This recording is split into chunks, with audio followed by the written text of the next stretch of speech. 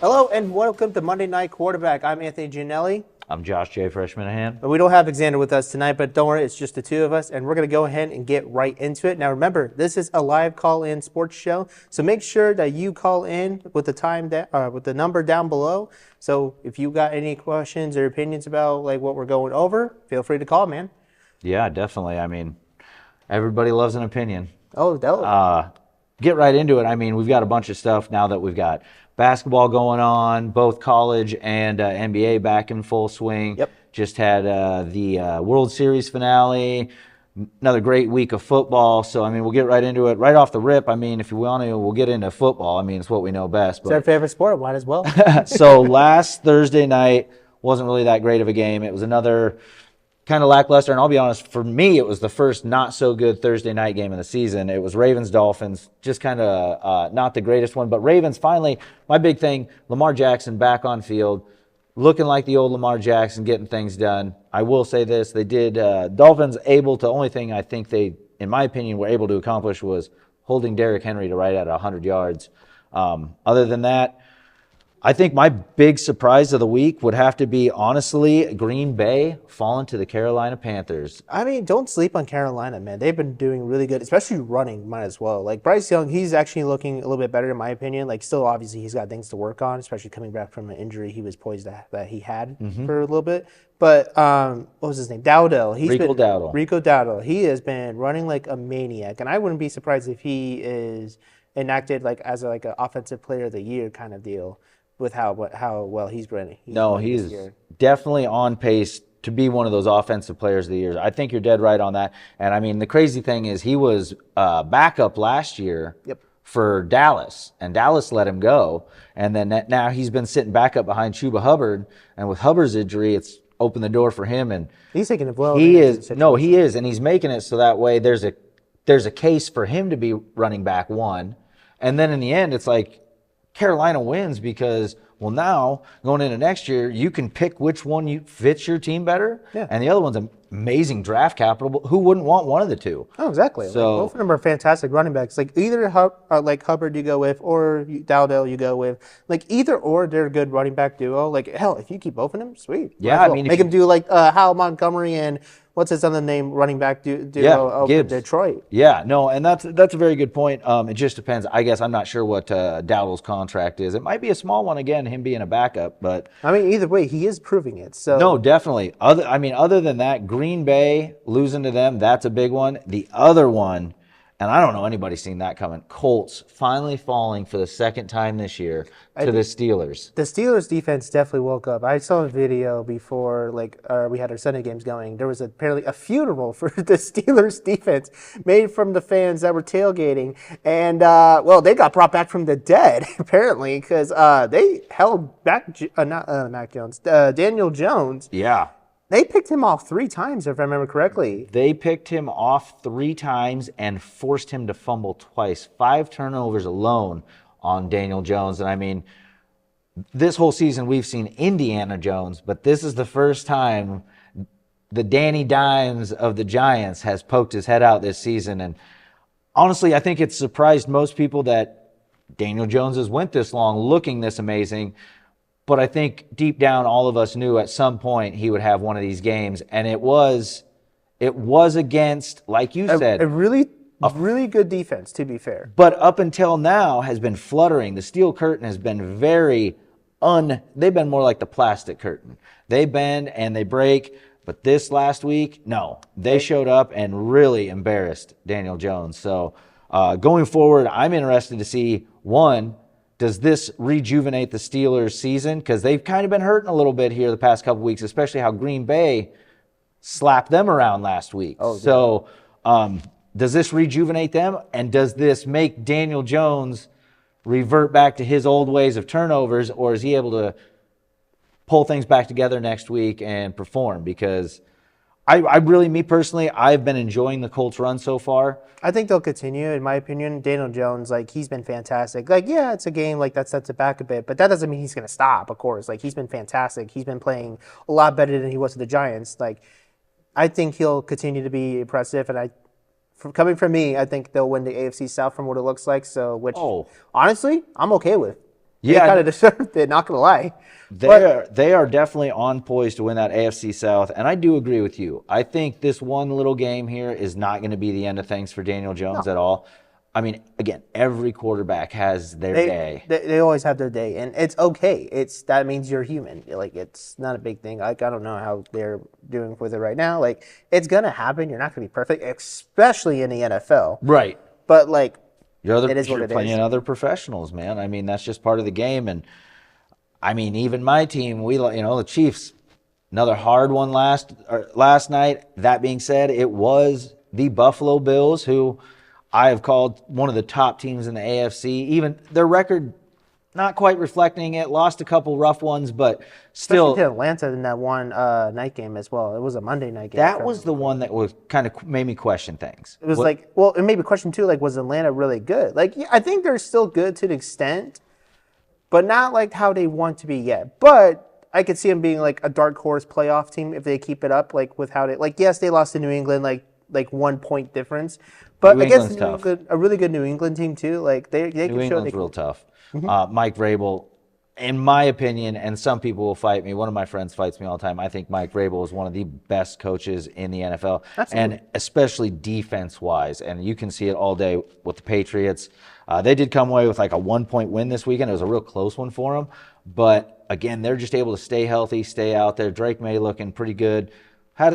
He's a young quarterback. He's going to have some rough spots just like anybody else. But he's already breaking records that Tom Brady held. Like that one, it was a game against the Tennessee Titans that they played a couple weeks back, and he broke the completion percentage that Tom Brady held. So it's like he might be a big deal. He way underrated, especially with his injuries last year, not really producing like everybody thought he would right out the gate. But second season, I think he's settling in fine. A new head coach with Mike Vrabel this year. They seem to be doing just fine. So I think they're doing great, and I think it's going to get better. Well, that's what I want to point out as well, because like Patriots, they lead the AFC East as well. I think like a win over the Buffalo Bills right now, especially since they played them earlier this year as well. But like Colts, they're obviously, like I said, they're in the lead of the AFC South. But the other one, and you're not going to like this one, the Broncos are in the lead for the AFC West. See, for me, being a Chiefs fan, I knew this season was going to be probably our roughest. I wouldn't have called the Justin Herbert and the Chargers being up where they're at because, don't get me wrong, they did get Keenan Allen back this year from the Bears where he did absolutely nothing for a season. But I didn't think it was going to be that big of a game changer for him. Now, Bo Nix on his second season, I knew he was going to be tough. And you're dealing with, again, one of the best defenses in the league with the Denver Broncos. And honestly, I don't know what else anybody expects. You start putting in the knowledge that Sean Payton has as a head coach, already been to a Super Bowl, had a championship team before, and then you put in the young gunslinger Bo Nix, things just start clicking. And I knew Broncos were going to be tough. Did I think they were going to be leading the division halfway through? No, but not surprised. And honestly, not hurt. Hey man, when you've watched your team be that great, I like watching a challenge. I don't need to watch a 31-0 beaten to the Raiders. I mean, it's funner to watch that back and forth game. And honestly, I can't wait when we face here in a couple weeks. We get to face the Broncos. That's going to be a fun game. That's going to be a fun game. It will. But no, go ahead. Go ahead. I think that's going to be one of the most looked at games for that week when it comes up. I know it's like 2 or 3 weeks out because I know we also still have the Colts coming up. Yep. This week's our bye, so I think we got a really hard schedule going forward for Kansas City. Well, speaking of Broncos, they got a win over my Texans 18-15, and unfortunately C.J. Stroud had to get out of the game due to concussion, which that hit definitely should have been stayed as a penalty in my opinion, but it wasn't. But it is what it is. So I'm not don't get me wrong. It sucks. It is what it is at the same time. So, and our defense did what they could. Like you said, the Broncos had a top defense. Ours obviously do as well. You also have a top defense. I think ours is still currently number one right now for points and held under 20 and stuff like that. Yes. Yep. No, Texans defense, no joke. No, C.J. Stroud just having a rough year, and I think honestly, if offensive line, it's an offensive line. To be fair, well, you can't do anything if that offensive line isn't really helping you out. I know they're trying their best, but. We traded away Larry Tunzel to Washington this past offseason, which I didn't know why we were doing that, but we did anyways. and we see how this offensive line goes right now. But like it is what it is, and like obviously I'm expecting to draft really good offensive linemen in the draft as well. So and I don't know if we'll trade for anybody before the trade deadline ends. I believe this week. I know it's coming right up because Kansas City is talking about taking a defensive tackle after their standout rookie Omar Norman Lott went out with a torn ACL, I believe, for season. Yeah. Achilles, 1 and 2. Everything's getting torn. Well, speaking of what trading, Dolphins actually just traded their first round draft pick they did a couple years ago, Jalen Phillips, to the Philadelphia Eagles. Really? Yeah, they just for a 2026 third round pick. Well, I've seen a lot of the minimal trades going on here right before the deadline. I've seen Jair Alexander leaving the Ravens and stuff, and I had a feeling that was going to happen with how that season was going so far. So I had a feeling that was going to happen. No, and that's something honestly the Eagles need is they need to lock down their corners. That's probably their weakness right now on their defense. But Jalen Phillips, who, he wasn't pulling off a lot of stops with Miami, but there's a reason why he went first round, obviously, and they get him for a third round pick. How do you do that? Well, it's all about production, and regardless of what round you go, I can look back on some of the Kansas City Chiefs first round picks, and oh my Lord, they turned out to absolutely nothing. And it just sometimes, for you, if you're sitting in Miami's position where you have this player that possibly could be good for somebody else, but is just not working on your team. Well, with how Miami season's going, yeah, I could see why. Plus their manager did step away, or their general manager did step away earlier this past week, so he is no longer with Miami right now. So I think they're pretty much cleaning kind of the house right now and seeing how much players they'll get in the draft. They did say that they will keep Mike McDaniels till the end of the year. Yeah, so we'll see how that one goes. I don't know if it's like a Mike McDaniels kind of issue or not. I don't know for certain. I'm sure we'll have to see. I think they'll turn him loose at the end of this season. That's fair. It's nothing against Mike McDaniels. I think Mike McDaniels is a great coach. It's just there's a lot of teams right now that are going to be doing a lot of changes. You got them. You've got the Jets. You've got the Saints that also don't look that great. A lot of teams that have already stated that if things keep going down this road, then why fire sale. That's pretty much. I get that because I know the Texans done that before plenty of time, a couple of times actually. So I kind of get it. Yep. And don't get me wrong, we're not doing particularly great this season, but it's better than the other seasons that I've had to see before. So I'll take it with a grain of salt. Great thing is we've still got, I think, 9 weeks left. Yep. So a lot of football left, and we're going to talk about a lot more. Now, just to switch gears a little bit, we did have the ending of a season, and that's the MLB. Done and over with. Repeat champions. Dodgers do it again. A lot of people, especially going into Game 6, thought it was going to be the Jays, man. It was going to be the Jays, and Dodgers getting that lucky play Game 6, taking it into 7. And honestly, I don't watch a whole lot of baseball. Me either. It's like when it gets down to playoff time, then it's like time to lock in. You start watching some fun games. You really see it's like the same thing with basketball for some reason. It can be. Mid-season basketball gets a little slow. Sorry, that's the way it is. We both got our teams we like, but there could definitely be some dead air when it comes to the NBA season. Is that why off season during football season sucks? Yes. Dang. Yes. That's even why preseason in football sucks. Well, at least we got UFL, I guess, but it's not the same. Yeah. Anymore. No, that's not. Anyway, so honestly, if you watch the game, you know what happened. I just want to say that was probably the best Game 7 I've seen in a long time. Actually, yeah. It was so good. I kept wanting to get up and go get a soda from the fridge, but I went up, got a soda, let my dog outside to go to the bathroom, come back, and Dodgers are up 1, and I was like, "What happened? Magic. No, it was crazy. Great game, but hats off to the Dodgers, back to back. Nobody's done it since Yankees did it in I want to say 99, 2000, something like that.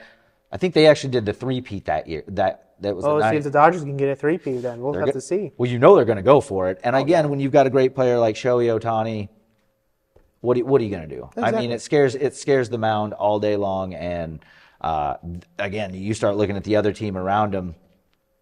As long as they can keep core elements, I can easily see them going back again, especially at least to the title. Yep. Yeah. So other than that, wraps up an MLB season that, again, sees the Dodgers take away second straight victory in the World Series. Other than that, we got a little basketball to talk about, too. Yeah, let's get to it. Let's do it. So NBA has started up. Yep. Your team, the Rockets. Had a rough first 2 games. I know we lost the close ones, like 1 and 2. Kevin Durant obviously wasn't freaking out, going like, I like this energy the team has in. It's like all right, let's get shit. Excuse my language there. Let's get stuff done. Hey, Ooh. I know all about it. I know all about it. It's the intensity that you feel sometimes. Yeah. And that's what I tell people. They're like, sometimes you let one slip, and it's like, man, when you're really feeling that passion, it does slip. I've left a couple F-bombs on the mics myself. So, but no, I think the energy that the Houston Rockets have going right now, especially early on in the season, because we are, game 6 for a lot of people, game 7 right in there. I think they're looking really good. Yeah. I mean, they've won 3 in a row from what it seems like, and they have, I think they have the Nets tonight. I can't remember, to be honest. I'll have to look back on that. I apologize for not knowing right away. But no, like they've been impressive. Like, you're not an encyclopedia. You don't know everything. No, they're right. No, I'm human, guys. Yeah, no, we all make or mistakes. whatever. No, and honestly, I think we talked about it a couple weeks ago with them getting rid of Jalen Green, and you were questioning that. Because I know he hasn't played really yet for his a team that he's with right now, but I'm not still 100% on that, why we did that. I get it, but when you look at it, and look how many teams are struggling, and my Warriors are one of them, because they don't have a big man, like a big man. You've got 2. You got Sengun and you got Adams, and it's like, I'm telling you, going down the stretch, moving in, you're going to get people, and it always happens, through the season, they don't have the guff they had in the beginning of the season, so when they start driving for board, I mean, you got Adams or Sengun in there, they're just going to be like, they'll be blocking stuff left and right, and I'm surprised we got Kevin Durant. No, that was a surprise for me. But I think the big thing is Durant wants another ring, and he sees the possibility in the Rockets because they're a good team. We saw how the playoffs went, and it was against the Golden State Warriors. We all know how that went. But like the Rockets did decent in the playoffs until Game 7, of course, and like.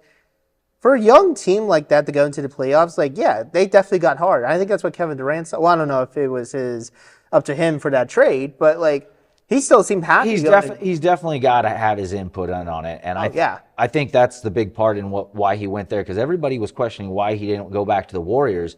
And honestly, you look at it, and I think the Warriors' average age for their starting 5 was like 33 years old, 34 years old. That's old. I mean, hey, Steph's been really good, man. Leave him out of that. Steph's great. Steph's great, but I mean, our off-season ads are like Al Horford and stuff like that. And it's like, Al Horford. A veteran team, pretty much. He's a veteran player, and he's a bench player at best. He is not a starting 5. Well, there's nothing wrong with having a veteran team, especially like. But I have Draymond. Yes. I already got one veteran big man. I need a young big man. That's fair. Yeah. We'll have to see what you guys get in the upcoming draft next year, huh? No, and that I don't think. I mean, they're talking about trying to do some trades left and right, but I mean, again, Warriors. I think they're about the same record right now as the Rockets. I think they've lost 2 and won 3 or 4. But I'll tell you what, for the NBA, the standout this season for me, Josh Giddey and the Chicago Bulls. Just lost for the first Bulls, time. I am surprised with right now. I saw how well they're doing right now. I'm like, the Bulls? Yeah. Last time they were like this was like when Michael Jordan was there. And I don't know fully, to be fair, but like. No, you're not wrong. I was about to say. You look at there's a stat right now, and again, excuse me for not being a robot, but I just saw it the other day, and there is some stat that only Michael Jordan and Josh Giddey hold. Josh Giddey is going off right now. And you think we could see a potential championship-winning team? I think my whole thing, and if you have watched much, because I've always been a Bulls fan just because I was a Jordan fan when I was a kid, so that's like my backup team. I always follow them too. Past 2 seasons, play-in tournament, always gets them. They just can't ever make that extra step to make it to where, we're playing home games. Yeah. So my goal this year, because that's a young team also. That's a very young team. I just want to see them get to the point to where they are one of the top, what is it? It'd be a 6 or above. Yeah. Because 7, 8, 9, and 10 do the play-in tournament between them. So I just want to see them get 6 or above, and if they can do that, that's a successful season for the Chicago Bulls this year. I mean, starting off right off the rip 5-0, No one saw that coming. No one saw that coming. And We'll see how far they get going. They keep this trajectory going. We got about 8 minutes left, so we're going to go ahead and we're actually going to move back to football right now because we got college. Oh, yeah. Let's hit the college. Do it. So Texas gets a much-needed win against Vanderbilt, 34-31 if I remember correctly, and they were in a lead, and then Vanderbilt started coming back, but luckily we're able to hold them off. And Arch Manning, from what it looks like, he's been getting better every week and all that stuff. Like, yes, he's still like iffy here and there, but I think it's because of like the amount of pressure he had on him coming into this year. But I think you're 100% correct on that pressure part of thing. I mean, you're a third generation of like Eli and Arch Manning, but Archie. Yeah. Archie. And then Eli and then Peyton Manning, seeing how both those played, and it's just like, yeah, like obviously there's an amount of pressure on Arch, but like, will I think he'll be okay? Yeah, I think so. I think he'll be fine. I'm just more excited to see, again, he is young. He's young. He's literally kids. I want to see what he grows into. I mean, you look at what, again, we'll get into him in a minute. Well, you look at what Dylan Raiola was last year compared to this year. Yes. He is so much more comfortable, so much more accurate. It's making mistakes still here and there, but you know what? It's okay. This is the time to make a mistake. The important thing about making those kind of mistakes is you have to learn to get back from that, and you have to be. We actually got a call. Pick it up, Anthony. Monday Night Quarterback, Anthony speaking. Who am I speaking with? Hi, this is Alex. I'm from Omaha. Since you guys are talking about college football, I was just wondering, since Nebraska just played USC, Dylan Raiola just getting injured, what's your kind of takeaway from that? And second, how do you think TJ Lateef being the starter now? So obviously we were about to say like that he got injured during the USC game and I think it was like his fibula. Yep. That he's going to be out for the rest of the season. I think Nebraska will be okay as long as the defense holds and that backup quarterback, I can't remember his name right now, but like as long as he does he does well and all that, which Matt Rule seems to back him up really well. So as long as he's calm and we can use the run with Emmett Johnson, I think we'll be just okay. Plus, we're bowl eligible, so we're at least okay on that part. So, yeah, I think we'll be just fine. Yeah, I would. I'm going to go the other route on that. Your offensive line's already struggling as a Nebraska Cornhusker. Your offensive line is the reason that Dylan Raiola is out first season. And I do not think that Lateef, that is his name, I do not think that Lateef has what it takes. He literally got handed the game already leading against USC. Dylan Raiola was looking good. And again, your defense wasn't able to keep USC from coming back and beating you. So I think, honestly, yes, bowl eligible. Do I think this season's going to go the way we've seen it going 2 weeks ago? I don't. Well, I think it's going to be a rough couple weeks. It will be a wait and see. And I know we got UCLA next at a night game again. So we'll see how that goes over there. But, I mean, yeah, we'll see how it goes pretty much. All right, thank you, guys. Yeah, no problem, Thanks for calling, man. Great to have a caller, and at least we got it in time. There you go. And, exactly what we were just going to talk about, me and you, about Huskers and how things were going. And I mean, that's the great thing. You know, everybody can have their opinion. And I see where you're coming from. The defense is good. It's just got to get a little better though, especially if they're going to be able to pick up what the offense is not able to do, because that is your offense. While the offensive line has struggled, your offense has been productive. Especially in a running game, mind you. The thing is, can Lateef step in? But that's the thing. The running game's working because Raiola can pass. If all of a sudden this Lateef's getting picked off 5 times like Daniel Jones, they know you're going to be running it, and then they're just going to run that blitz, and clog that line. I think this next game versus UCLA, I think that one's going to be your roughest one.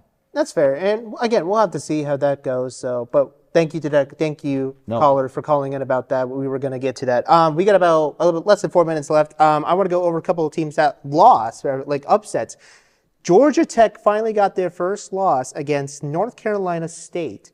It'll be the first loss the Yellow Jackets have suffered this season after pulling off countless, at the time, upsets against Clemson, which they're not doing really great right now, to be fair. But they also, Clemson, of course, was the big win for them, and they pulled off some big wins here and there. But obviously, this is their first loss against North Carolina State, so we'll have to see how it goes for that. Miami also had their second loss against SMU. Yeah. So they're going to definitely go down more into the ranks of how the college football playoff standings go, or the AP top 25, you know what I mean? So, yeah, a big couple upsets there. And I will go over a couple of news that hit the college football world here. So, Auburn finally has fired Hugh Freeze after the 15-19 record the past 2+ seasons. Oh, wow. Yep, so Okay. they're going to be, I guess, looking for a new coach for next season. And a little interesting and serious one from Alabama. Crimson Tide has suspended defensive back Dre Kirkpatrick Jr. after being arrested for 3 counts of reckless endangerment and 1 count of attempting to elude and speeding. Really? Yeah. Why did he go to Georgia? What position does he play? Defensive back. Really? Chiefs are needing one. Sounds like a perfect fit. Him and Rashid Rice would go very well. Also, why did he go to Georgia if that's the case? Yeah, well, we got a spot for him once he hits the NFL. So I'm be sorry. right at home with the rest of them. But yeah, no, I will, just to add on another heartbreaking loss for myself, 3 in a row for the Iowa State Cyclones. Off to that great, going on, amazing man? 5-0, and then going just on? pew, pew, pew. So that stinks. But again, it's just like football. That's the great thing about watching football. If every time you tuned in, you knew how it was going to go, Yep. I wouldn't watch it. Yeah, that's the beauty of college football and NFL as well. You never know sometimes who's going to win. Nope. It's definitely a fun way of watching. Basically, No, it's definitely what keeps me going. And the only thing I guess other than that, I know Formula One. I was watching a little bit. I know the Constructor Cup Yes. wrapped up. McLaren won its 2nd year in a row. Yep. So we're gonna have to see world champion wise who's gonna win it. Lando Norris is actually in the lead. 1 point, I believe, up, if I remember right. 1 point Above Max. No, Oscar Piastri. Oscar. Oh Piastri's yeah, still Oscar second. was, but he was first. Oscar was first. Now he's yeah. second. So Lando Norris takes a big leap after winning the Mexico Grand Prix. Max Verstappen is still hunting though. He's now, still in the points. That's what it is. Yes. So But we'll see how the last 4 races, because we got Sao Paulo. I know we have that's Las a fun Vegas. one. That's a fun one. I think that's the one this week, I believe. I'll have to recheck on that one.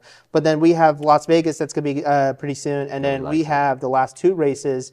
I can't remember the one race. I know it's like in the Middle East or something like that. But then I know the last race is in Dubai or Yeah, like Bahrain or whatever, something like that. Oh yeah, Bahrain. Thank Yeah. you, Bahrain. And then like the last one, Yasmin. So there's like 4 races left. Sweet. So we'll have to see if Lando Norris can hold on, or Oscar Piastri will take it back, or Max Verstappen will get his 5th and just obliterate the 2.